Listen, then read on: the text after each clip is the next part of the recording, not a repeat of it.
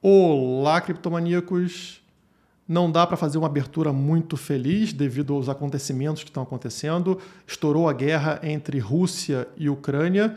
E o que eu vou tentar responder nesse vídeo aqui é o impacto que isso pode ter nas criptomoedas e principalmente no Bitcoin, fazendo aqui um encaixe de várias pecinhas desse quebra-cabeça geopolítico, que é muito complicado. Vocês provavelmente estão vendo notícias de vários lados, com visões diferentes. Eu vou tentar consolidar tudo num único vídeo, que vai ser longo, vai ser denso, mas provavelmente vai ser um dos top 5 vídeos do canal. Eu recomendo que você assista até o final, mesmo se não concordar. Tenho certeza que vai te ajudar bastante a ter uma visão mais ampla sobre os impactos disso no mercado financeiro e também na política global. Logo após a vinheta. E dessa vez eu não posso deixar de pedir a ajuda de vocês. Por favor, deixe o seu like desde já, porque como é um assunto polêmico e um vídeo longo, provavelmente o YouTube vai tentar dar aquela cortada. Então contribua, por favor, com o seu like e se não for inscrito, se inscreve agora no canal.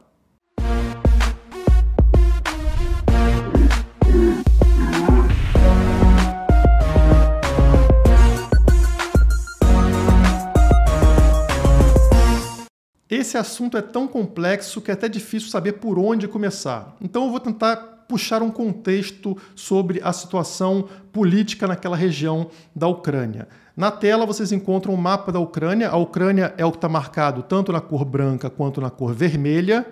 E ao contrário do Brasil, onde nós somos todos meio misturados, lá existe uma clara divisão de etnias. Então, aqui essa parte vermelha do mapa é onde existe uma etnia russa, né? A maior parte da população está ligada, ainda tem raízes muito fortes com a Rússia que está aqui no mapa. Ó. Tá vendo? Essa parte amarela que você tem aqui é a Rússia. Então, ela tem grande influência sobre toda essa parte aqui da Ucrânia.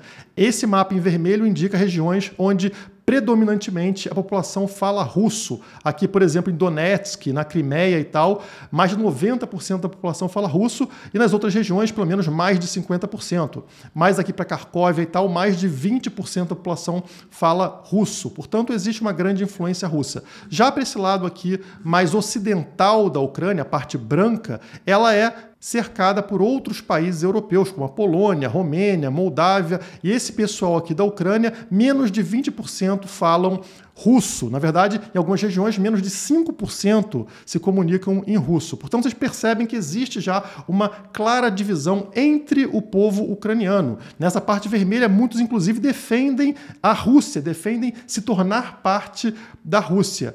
E esse é o problema da gente ser tratado como gado, né? Colocam uma cerquinha aqui ao redor da gente, num país, e falam: você vai seguir a mesma regra que todo mundo que está nessa região, concorde ou não. Se a gente não tivesse aqui um controle centralizado de um Estado definindo que regras deveríamos seguir, cada um poderia livremente contratar aquele serviço que preferem. Então, se esse pessoal aqui na área vermelha preferisse contratar, digamos, um governo russo para prover segurança, saúde, educação, eles contratariam. Se o vizinho quiser contratar serviços de uma agência ucraniana, ele também poderia fazer e não existe conflito. Da mesma forma que eu contrato, por exemplo, a Unimed para fornecer plano de saúde, o vizinho pode contratar a 1000 e pronto. Não existe nenhum problema, nenhum conflito entre a gente. Agora, se obrigassem a gente a usar o mesmo plano de saúde, nós tivéssemos que votar para ver qual plano de saúde vai ser fornecido para todo mundo, vai existir um conflito, vai existir uma disputa entre nós dois. Uma briga que não tem necessidade de existir e é o que acontece na hora que você tem uma cerquinha ali, né, o limite de um país e todo mundo é obrigado a concordar com as mesmas regras. Claramente, eles não concordam na Ucrânia, e aí a Rússia, né, os políticos russos, o Putin, resolveu tirar proveito disso na Ucrânia para falar: vou proteger os russos que estão na Ucrânia, aqueles que se consideram russos, mesmo ele não tendo direito a isso. E aí ele vai lá, invade parte dessas regiões aqui para tomar para a Rússia.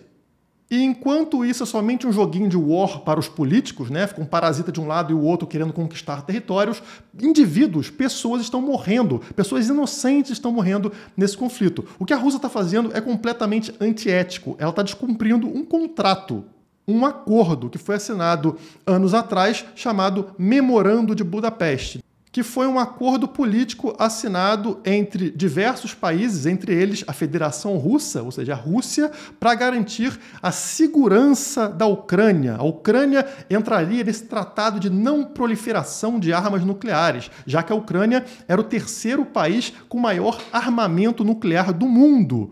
E aí, naquela hora, eles decidiram fazer a Ucrânia assinar isso e, em contrapartida, garantir a proteção da Ucrânia, ou seja, garantia de segurança contra ameaças ou uso da força contra a integridade territorial ou a independência política da Ucrânia.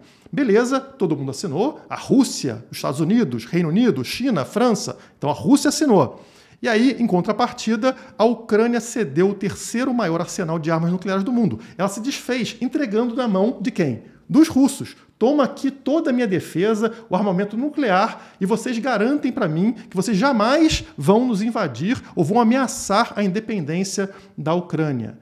E tem gente falando por aí que a possível entrada da Ucrânia na OTAN seria um descumprimento desse contrato. Então, ela estaria descumprido o contrato antes da Rússia, o que é falso. Eu vou lembrar para vocês que em 2014, Putin, o presidente russo, surpreendeu ao decidir anexar a Crimeia ao território da Rússia. Crimeia é essa região aqui embaixo, tá? Que era da Ucrânia e foi anexada pela Rússia. Então, o primeiro passo foi dado justamente pelos russos, descumprindo aquele acordo, descumprindo o memorando de Budapeste. Aí sim, a Ucrânia, com medo de novas investidas militares da Rússia, pediu ajuda à OTAN. O que a OTAN faz? Vou trazer para vocês o site da própria OTAN, Tratado do Atlântico Norte. Os Estados partes do presente tratado acordam no presente Tratado do Atlântico Norte que, artigo 5º, as partes concordam que um ataque armado contra uma ou várias delas será considerado um ataque a todas e, consequentemente, prestará assistência à parte ou partes assim atacadas, para restaurar e garantir a segurança na região. Portanto, esse tratado da OTAN não é um tratado de ataque, é um tratado de defesa. Países que fazem parte desse tratado estão protegidos. Se sofrerem ataque de alguém, a OTAN vai protegê-los. Notem como não tem nenhuma ameaça aos russos, e sim o contrário. A Rússia começou a atacar regiões da Ucrânia e a Ucrânia está buscando a OTAN como forma de defesa. É algo ético e moral. E fica evidente as más intenções do governo russo e do Putin na hora que eles atacam a Ucrânia quando ela tenta se defender. Ou seja, eles sabiam que, ao se aliar com a OTAN, eles teriam uma força nuclear, né? Estariam ligados à OTAN, que possui armamento nuclear, e aí seria mais difícil invadir a Ucrânia. E aí o que o Putin faz? Rússia invade a Ucrânia e Putin ameaça quem tentar interferir. Resposta será imediata. Se isso não é o pior golpe baixo que você já viu, eu não sei mais o que falar. Eles retiram as armas de um país, né? Tiraram as armas nucleares da Ucrânia, assinando um documento de que não invadiremos, começam a invadir a Ucrânia tenta se defender e aí eles usam as próprias armas roubadas da Ucrânia para ameaçá-la novamente, né? Para falar, vamos invadir e se alguém tentar interferir, nós vamos usar essas armas contra vocês também. Isso serve para mostrar a importância do armamento. Armas não servem somente para ataque, e sim para defesa. Tanto que a própria OTAN utiliza de armas nucleares para impedir que esse tipo de coisa aconteça com os países que são membros da OTAN. E a Rússia, o bandido, está usando armamento contra a Ucrânia, que entregou suas armas. Nunca seja a favor do desarmamento. O que te protege, o que protege sua família e a sua vida são armas. Armas são ferramentas que podem ser para ataque ou para defesa. Se você não se defender, alguém vai te atacar usando arma. Isso aqui fica como lição. E o que você faz na hora que o bandido invade e você não tem arma para se defender? Aí esse tipo de coisa aqui, ó. Manifestantes cantam Imagine, de John Lennon, contra ações militares da Rússia na Ucrânia. Que lindo, gente. Realmente, você canta Imagine, abraça todo mundo, levanta o cartaz, pare Putin, stop Putin. E não adianta de nada, porque o bandido não quer saber se você está sentindo muito pela vida dos outros ou qualquer coisa do tipo. O bandido não segue leis, ele não respeita contratos, da mesma forma que a Rússia não está respeitando o acordo. Você pode respeitar, o bandido não vai. Se você não tiver armas, só te resta rezar ou cantar Imagine, do John Lennon. E por que será que isso está acontecendo justamente agora? Passamos tantos anos sem guerras, passamos por um momento grande de paz no mundo e agora tudo mudou e ninguém parece fazer nada. A Rússia faz a invasão, os outros países se fazem de bobo. Não, vamos fazer aqui uma barreira comercial contra a Rússia e tal, mas ninguém realmente toma uma atitude. Por quê? Como diz esse provérbio oriental, homens fracos criam tempos difíceis. E esses são os homens responsáveis atualmente pelo mundo, pelo controle dos países. Temos aqui Joe Biden, presidente americano, um senhor senil, já com um grande problema de demência, que não consegue controlar nem a própria vida e agora é responsável aí pelo principal país globalmente. A função dele é justamente ser senil, não ter noção e nem poder para nada, ser um fraco para não controlar essas outras figuras que estão aqui, que são jovens líderes globais. Temos aqui o Trudeau, o parasita canadense, um ditador canadense, filho bastardo de Fidel Castro, e temos aqui o Macron, outro parasita francês. Antes do Biden, nós tínhamos um outro parasita nos Estados Unidos, que era o Trump, mão de ferro, que não permitiu o crescimento desses parasitas jovens aqui, jovens lideranças globais. Então tiraram o cara, tiraram o Trump e colocaram no lugar esse velhinho aqui, gagá, que não tem força nenhuma para controlar os outros. Na verdade, ele faz parte da mesma agenda global desses outros líderes. E de que agenda eu estou falando? Bom, vamos explicar para vocês aqui, ligando as pecinhas. Regime de Trudeau é pego recebendo ordens diretas do Fórum Econômico Mundial de Klaus Schwab. Quem é o Klaus Schwab? É esse senhorzinho aqui embaixo conversando com o Trudeau, tá? Que parece ser uma figura muito fofinha, né? Olha aqui quem é. Ele é o fundador do Fórum Econômico Mundial. E ele vem se gabando há anos de que seus jovens líderes globais se infiltraram em governos de todo o mundo. Entre esses jovens líderes globais de extrema esquerda, nós temos Emmanuel Macron, na França, e o primeiro-ministro do Canadá, Justin Trudeau. Então, exatamente as duas figuras que vocês viram nessa imagem aqui. Vamos continuar falando sobre o Klaus Schwab, que ele é o responsável pelo termo Great Reset, a grande reinicialização, né? Dar um reset no mundo, começar tudo do zero. A iniciativa foi lançada em 2020 no Fórum Econômico Mundial, criado pelo Klaus Schwab. E qual é a ideia? A ideia central do Great Reset é a união dos países em busca de um mundo mais sustentável, justo e forte. Algo que tem muito apelo, né? Você escuta isso aqui e te parece muito bonito. O The Great Reset tem sido apontado por muitos como uma tentativa de usar mensagens bonitas para ampliar o controle mundial em prol de seus próprios interesses. E está aqui o Klaus Schwab, mais uma vez, no Fórum Econômico Mundial. E vamos à declaração do Klaus Schwab. Para alcançar melhor êxito, o mundo deve agir conjunta e rapidamente para renovar todos os aspectos de nossas sociedades e economias, desde a educação até, notem a palavra, contratos sociais e as condições de trabalho. Todos os países, dos Estados Unidos à China, devem participar. Todos os setores, petróleo e gás, gravem isso porque tem muita ligação com a Rússia, tecnologia, devem ser transformados. Schwab reforçou a necessidade do grande reset do capitalismo, novamente, atacando o capitalismo, e destacou que a pandemia representa uma rara janela de oportunidade para resetar o mundo. Entre os apoiadores do Schwab temos o secretário-geral da ONU e a diretora-geral do Fundo Monetário Internacional, do FMI. Então, todos eles da grande elite global estão de acordo com essa agenda 2030, né? O Great Reset, o grande reinício. Só que ninguém entende. Esse plano parece muito confuso. Ninguém sabe explicar com detalhes como ele vai funcionar. O que podemos entender até agora é que ele visa criar um contrato social novo. Contrato social é algo ligado à esquerda, ligado a Estado forte, né? Você não assinou nada, mas eles dizem que você assinou aí um contrato social. Ninguém me apresentou, mas dizem que você assinou e agora parece que ele vai mudar. Então você vai mudar a forma de lidar com a natureza, vai interferir nas relações entre países e incentivar também um bem comum global. Pessoal, isso aqui é exatamente o que propõe o comunismo. Ele está só trocando algumas palavrinhas e colocando outras mais bonitas de forma a conquistar o apoio popular. Mas é evidente que isso aqui é o comunismo. E aí o que acontece? Alguns conteúdos divulgados pelo Fórum Econômico Mundial em outros anos disseram o seguinte: você não terá nada e ficará feliz. O que quiser, você alugará e será entregue por um drone.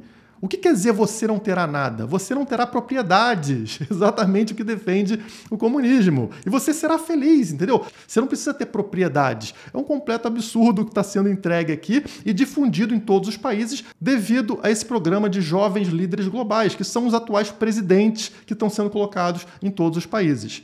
Na teoria, para muitos, é bonito pensar num mundo unido, igualitário. Porém, a prática pode gerar sérias consequências. O professor de filosofia Daniel Lopes disse: para alguém que já leu o manifesto do Partido Comunista, isso não cheira bem. Soa semelhante a uma tentativa de implementar o sonho último de Marx, a extinção da propriedade privada, mas com uma bela narrativa de uma suposta vida em sintonia com o próximo, em comunhão com o meio ambiente. Então fica claro para vocês qual é a ideia desse Klaus Schwab e o que ele está fazendo ao criar jovens lideranças globais que dominam aí os partidos ao redor do mundo. E não é à toa que você vai ver esse parasita, né, o Klaus Schwab, com o Lenin. Olha aqui, um busto do Vladimir Lenin, um psicopata, um assassino, aqui em seu escritório. Lenin é a referência para esse cara. E esse cara está levando a referência dele, ou seja, as ideias de Lenin, para o resto do mundo.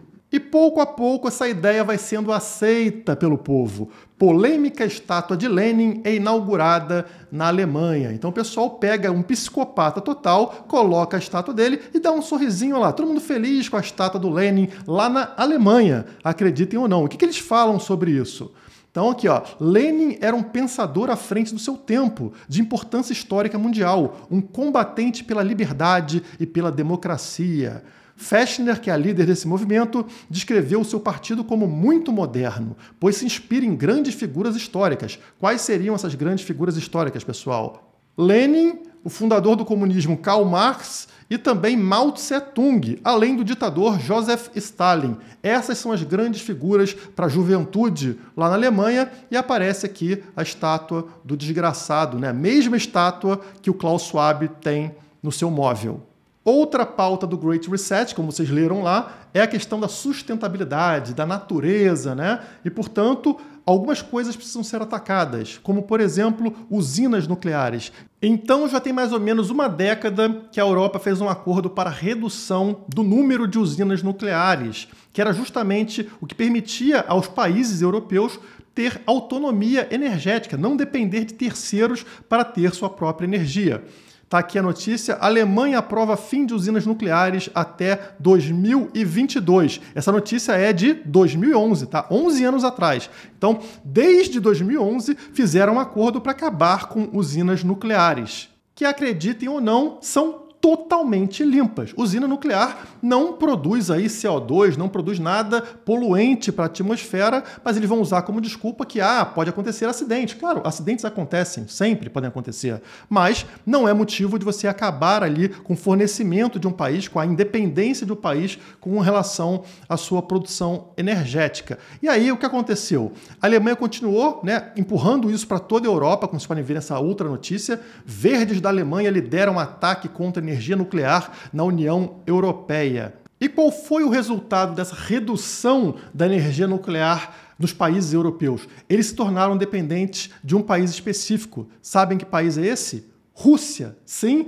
eles dependem agora de energia fornecida pela Rússia e de gás natural fornecido pela Rússia para esquentar suas casas. Então, se não tiver esse gás, essa energia que vem da Rússia, os europeus morrem congelados, entre tantos outros problemas. Olha as pecinhas se encaixando. Então, toda a Europa está dependente de um país comunista, vejam vocês, né? Que é a Rússia. E agora isso gera uma barreira de você poder atacar a Rússia. Já que você depende desse país, você não pode mais atacá-lo. Eles ficam livres para crescer, para fazer qualquer barbaridade como matar civis num país vizinho e ninguém vai fazer nada. Tá começando a fazer sentido para vocês? Parece que o sonho do nosso amigo Klaus Schwab está virando realidade, sem que as pessoas se deem conta do que está acontecendo. Então atacou aqui energia nuclear para conseguir gerar dependência com relação à Rússia. E qual é o próximo ponto ali da agenda dele? Tem que desarmar população, desarmar países, como por exemplo, Trudeau anuncia proibição de armas de assalto no Canadá. O Canadá, assim como os Estados Unidos, permitia que que seus cidadãos utilizassem armas, tanto para se protegerem de bandidos comuns quanto dos bandidos estatais. Então, na hora que um parasita desse tentasse congelar sua conta bancária, como fez com os caminhoneiros, né, com aqueles que apoiavam os caminhoneiros, você poderia usar sua arma para fazer o bandido sair. Mas na hora que ele vai lá e retira a arma da mão dos canadenses, aí ele pode congelar sua conta, ele pode te colocar na cadeia sem você ter feito nada de errado, ele pode rasgar a Constituição e não tem nada que o povo canadense possa fazer. E o que os países usam para fazer esse tipo de barbaridade, de remover armas da população? Eles se baseiam na própria definição de Estado. Então eu não vou pegar a definição que eu acho do Estado, vou pegar a definição de quem criou isso, né? A expressão monopólio da violência refere-se à definição de Estado exposta por Max Weber em A Política como Vocação. É a definição de Estado que se tornou clássica para o pensamento político ocidental. Então, essa é a definição oficial de Estado. Monopólio da violência. Significa que a única entidade que pode exercer autoridade com o uso da violência sobre determinado território é o Estado. E esse é o princípio de todos os Estados modernos. Significa que o emprego da coerção é função de exclusiva competência de certos agentes do Estado e não de outros agentes da sociedade. E violência não necessariamente é algo ruim. Você pode usar violência contra um agressor. E aí você está sendo ético, está fazendo o correto, você está se defendendo. Então alguém vem te agredir, você vai lá e usa violência contra esse agressor. Mas o Estado impede você de fazer isso. Por quê? Porque criaram um conceito de que o Estado possui o monopólio da violência. Você não pode usar a violência nem mesmo para se proteger. Você se torna dependente, olha novamente a palavra aí, dependente de terceiros para conseguir sobreviver. Mas o que acontece na hora que esses terceiros não te protegem? A Ucrânia pode explicar como funciona o desarmamento. Carinha de palhaço. Você segue a lei, o bandido não. Aqueles que não seguem essa regrinha, não seguem a leizinha estatal de monopólio da violência, vão usar violência contra você. O bandido vai entrar na tua casa armado, porque ele não segue a lei. O Putin vai entrar na Ucrânia armado, porque ele não segue a lei. Já aqueles que seguem a lei vão ser vítimas, vão morrer ou vão ter um país invadido, como está acontecendo na Ucrânia. Desarmamento não funciona. A solução para o problema é você possuir armas que impeçam o inimigo de invadir a sua casa ou o seu país. E eu tenho certeza que tem gente aí falando, claro que não, vão ficar pessoas armadas aí para defender a casa delas ou o país delas. Isso não funciona. Realmente não funciona. Olha aí. Ucrânia distribui armas a civis e pede que moradores resistam com coquetéis Molotov. Para quem não conhece coquetel Molotov, é uma garrafa que você coloca querosene, um paninho, acende o fósforo aqui, ó, acende o fogo e joga essa garrafa para explodir lá longe, já que as pessoas não têm armas, né? E também deram aqui, ó, rifles para pessoas, para civis protegerem a Ucrânia. Então é engraçado, as mesmas armas que não servem para as pessoas defenderem suas casas, na hora que o bicho pega, elas servem para proteger um país, vejam vocês, né? Na verdade, governos arrancam nossas armas com medo de você usar essa arma contra o parasita, contra o político que está controlando você, e não contra outros, contra ameaças externas. Para isso, serve muito bem. Aí, olha só, 18 mil armas foram distribuídas em Kiev para todos os voluntários, todos aqueles que querem defender nossa capital com armas em suas mãos. Isso é necessário para proteger nossa cidade, disse aqui um parasita ucraniano. Então, nessa hora, aí sim, né, pessoal, temos todos que ter armas para nos defendermos, mas na hora que você precisa escapar de um bandido na tua casa, aí não serve. Para casa não serve, serve só para o país. Que coisa. Portanto, fica claro que homens fracos geram tempos difíceis. As guerras começam a aparecer, países começam a fazer absurdos porque sabem que nada vai acontecer. O planinho dos globalistas está dando perfeitamente certo, está tudo rumando para aquela direção. E aí, na hora que os outros países percebem que a Rússia pode fazer o que quiser, que não dá em nada, qual é a ideia? China invade espaço aéreo de Taiwan.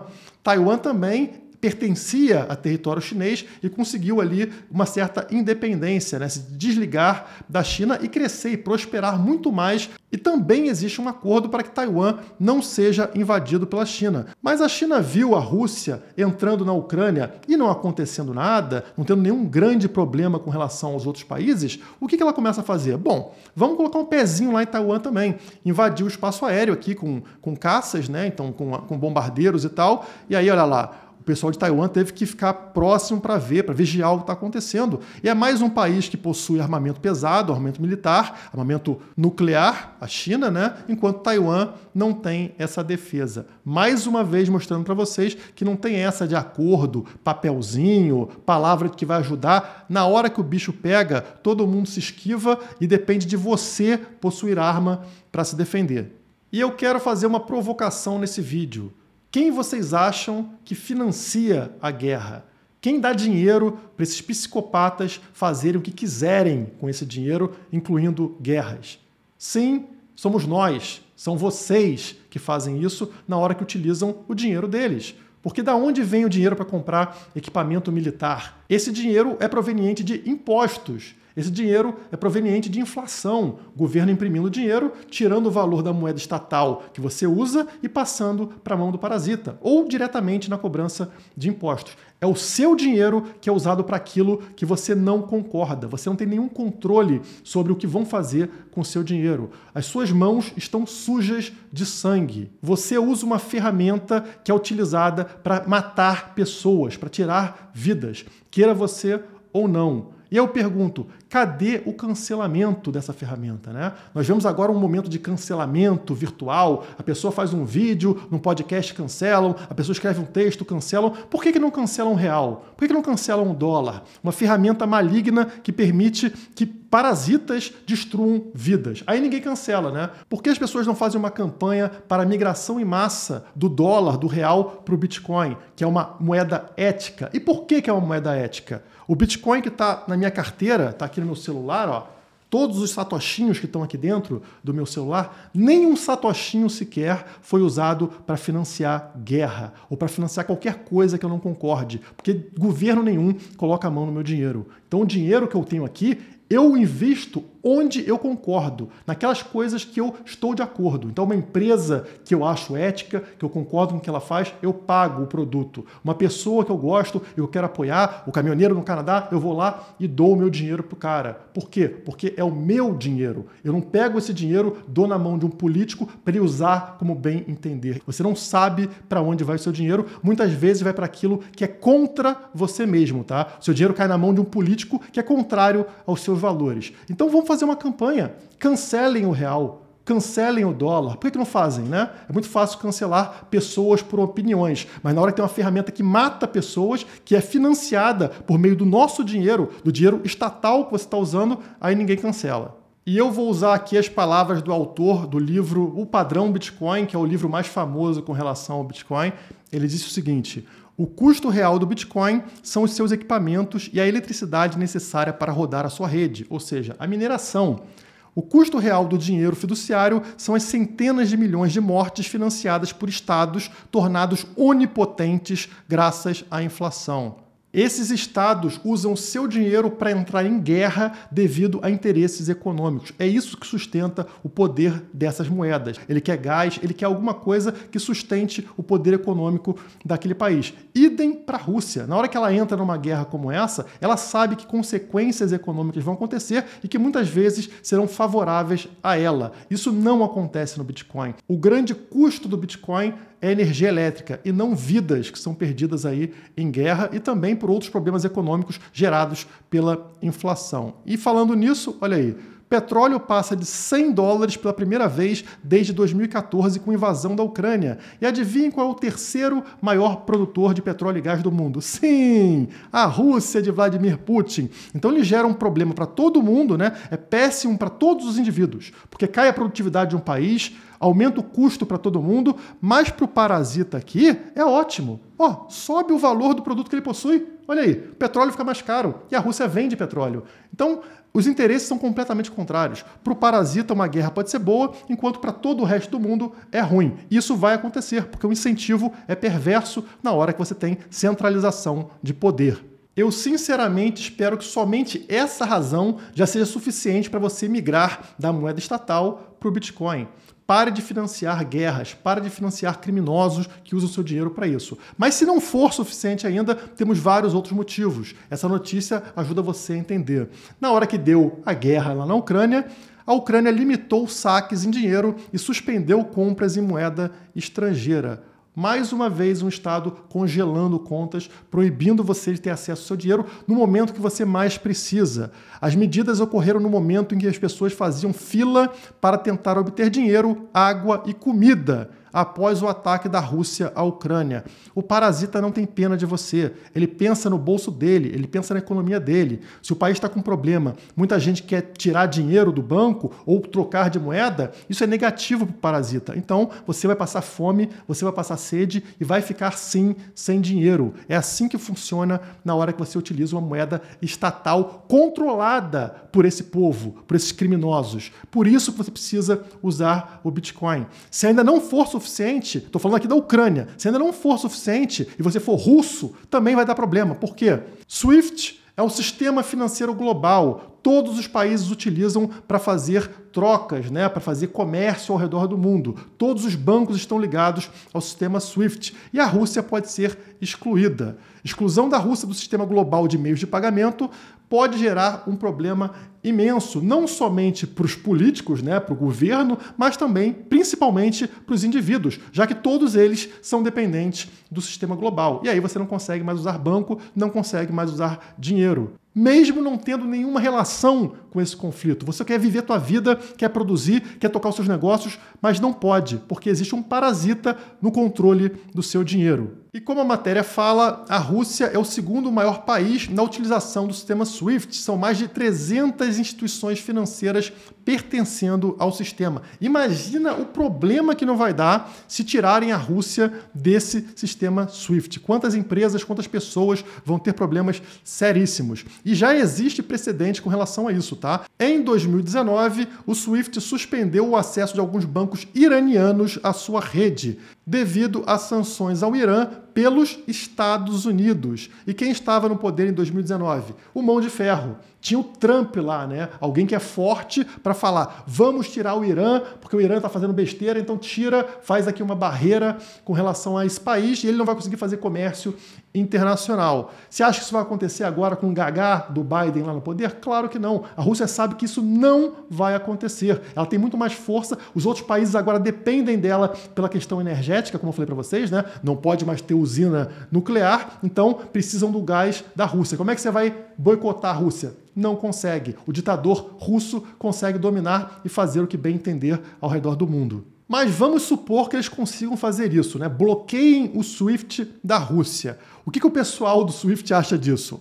Operacionalmente, seria uma dor de cabeça, especialmente para países europeus que têm um comércio considerável com a Rússia, que é o seu maior fornecedor de gás natural. Tá vendo? Tem medo, não vão fazer. E não é a primeira vez que tem medo. Em 2014, quando a Rússia foi lá e anexou a Crimeia, né, já fez a primeira invasão, ameaçaram excluir a Rússia, mas não fizeram. Por quê? Porque é um grande exportador de petróleo e também pode estimular Moscou a acelerar o desenvolvimento de um sistema de transferências alternativo com a China, por exemplo. Estão falando aqui sobre criptomoedas. A moeda chinesa digital já está pronta. E a Rússia pode simplesmente abandonar o SWIFT e migrar para esse sistema chinês. E aí, como é que você controla? Não controla mais a Rússia.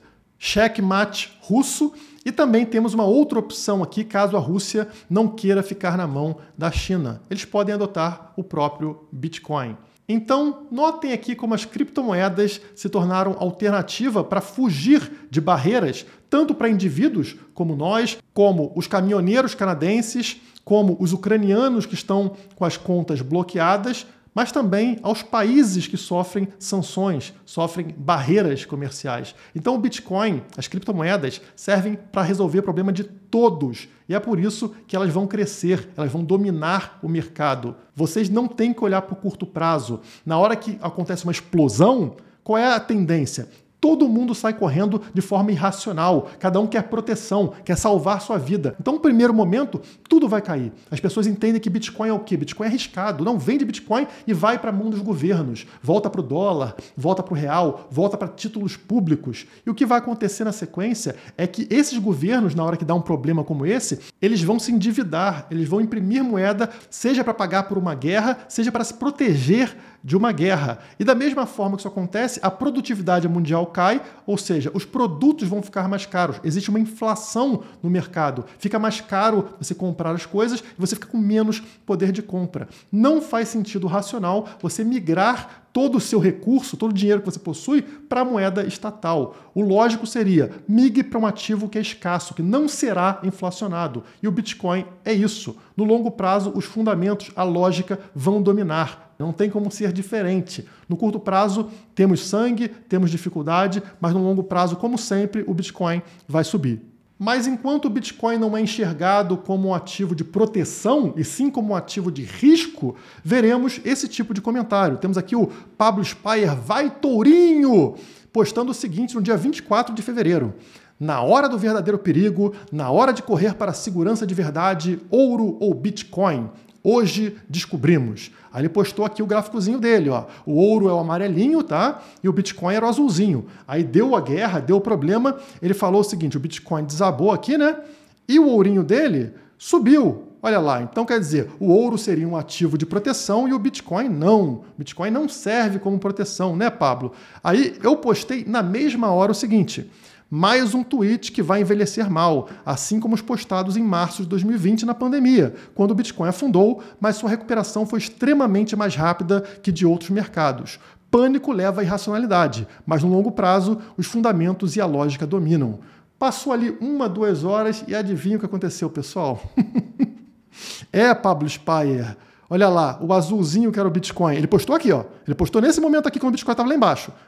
Na sequência, o Bitcoin disparou para cima, voltou a subir, e o ourinho dele, pessoal, nesse momento estava lá em cima, ó, desabou e foi para baixo novamente.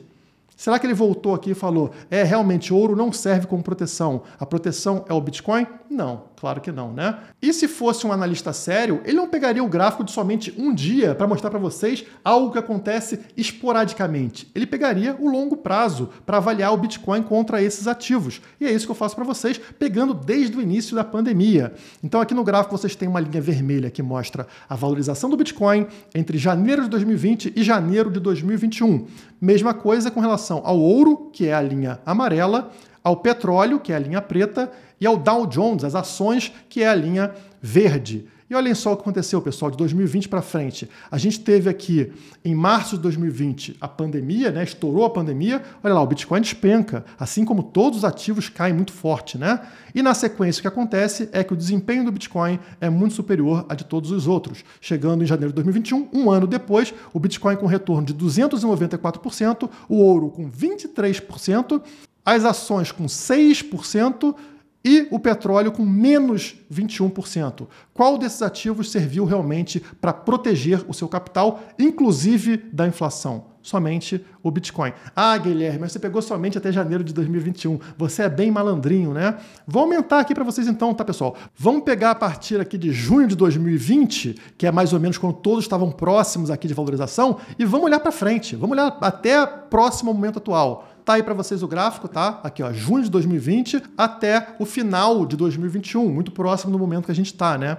Então vocês podem perceber o Bitcoin em laranja, vocês estão vendo aqui agora as ações em azul e o ouro em amarelo. E adivinhem, pessoal, o que aconteceu? Olha lá, o Bitcoin sobe, sobe, sobe, como vocês viram naquele gráfico anterior, depois desaba muito, né? Caiu muito, foi até os 28 mil dólares. Mesmo assim, muito superior a qualquer valorização das ações ou do ouro. E na sequência voltou a subir, voltou a bater numa alta histórica no final de 2021 e de lá para cá caiu de novo até essa região, com certeza acima aqui do patamar de 300% de valorização, enquanto os outros ativos estão muito próximos do zero, principalmente o ouro defendido pelo Pablo Spyer. Então, não acreditem em baboseira, o Bitcoin mostra no gráfico que ele é superior aos outros ativos. Não somente no gráfico, como na lógica, como na matemática, justamente devido à sua escassez. Mesmo eu falando tudo isso para você, você ainda pode estar em dúvida, né? Será que realmente o Bitcoin é melhor do que os outros ativos nesse momento conturbado que a gente está vivendo?